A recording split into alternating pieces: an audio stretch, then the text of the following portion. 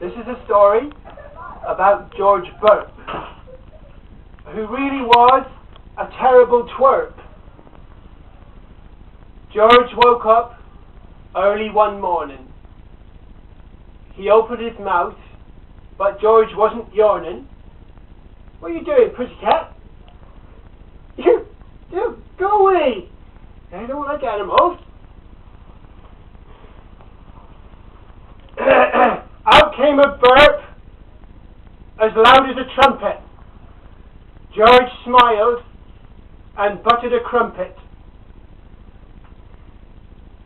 He dipped the crumpet into cold gravy, just like when he was in the Navy. He stuffed it in without any fear and drank 6 pints of cold milky beer. In came Jim to visit his friend and said, "Drinking tea, George? What's the blend?" George, he opened his mouth to reply, and out came a belch as big as the sky.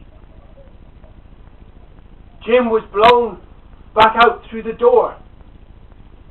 He landed on his bum. It was sore.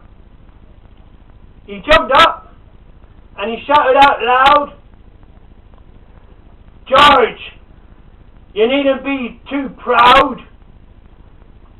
I'm going to drink a gallon of gruel and challenge you, George Burp, to a duel."